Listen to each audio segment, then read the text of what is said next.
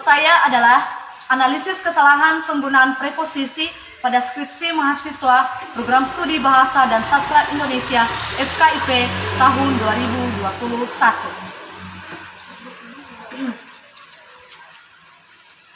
Baik, langsung saja bab 1 pendahuluan, di mana latar belakang masalah proposal saya adalah di Sekolah Tinggi dan Keguruan dan Ilmu Pendidikan Nia Selatan, mahasiswa diwajibkan untuk menghasilkan karya ilmiah, yaitu sebagai tugas akhir menulis skripsi tersebut. Mahasiswa diharapkan mampu menggunakan bahasa Indonesia sesuai dengan ejaan yang disempurnakan. Kemampuan yang paling utama dalam penulisan skripsi adalah kemampuan dalam menggunakan tata tulisan, seperti penulisan huruf, penulisan kata, dan terdapat kesalahan, di mana kesalahan ini yang perlu saya analisis, yaitu tentang preposisi. Baik, langsung ke bagian B, fokus penelitian. Di mana fokus penelitian ini adalah kesalahan penggunaan preposisi pada skripsi mahasiswa Program Studi Bahasa dan Sastra Indonesia FKIP Universitas Nia Seraya tahun 2021.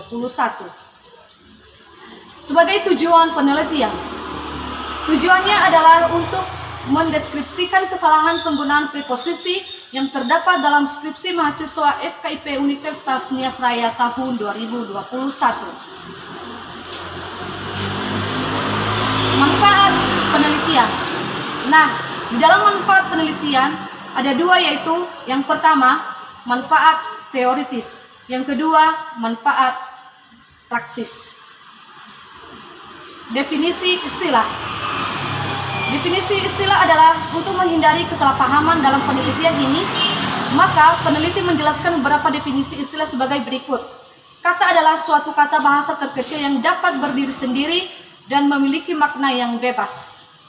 Preposisi adalah kata tugas yang biasanya berada di depan kata, berupa kata atau gabungan kata. Skripsi adalah karya tulis ilmiah yang menjanjikan sebuah gagasan deskriptif atau pemecahan masalah secara sistematis berdasarkan fakta, teori dan bukti-bukti empiris dan menggunakan bahasa baku. Baik, langsung ke bab 2, tinjauan pustaka. Yang pertama, bagian A, hakikat definisi. Yang pertama, definisi bahasa. Yang kedua, ciri-ciri bahasa.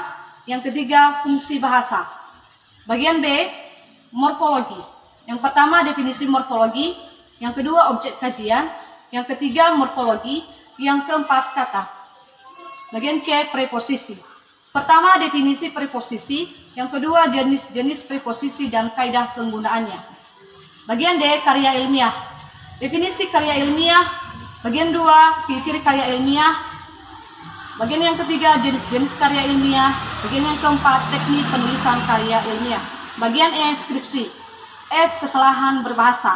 Yang pertama, definisi kesalahan berbahasa, jenis-jenis kesalahan berbahasa, teknik analisis kesalahan berbahasa.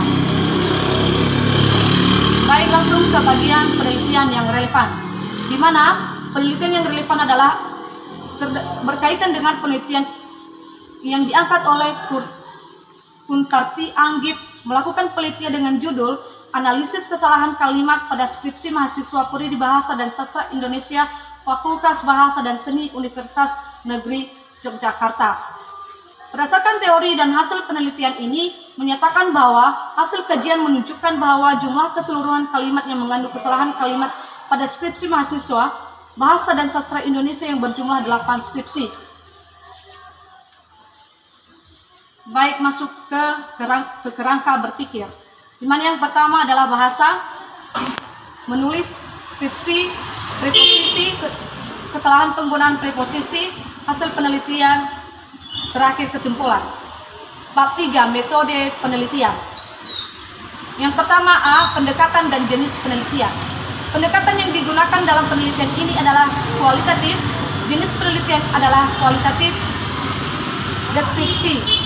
Bagian B, kehadiran peneliti. Peneliti sendiri sekaligus sebagai pengumpulan data hasil yang diperoleh didapatkan dengan cara membaca, mempelajari, dan memahami isi skripsi. Bagian C, Sumber data.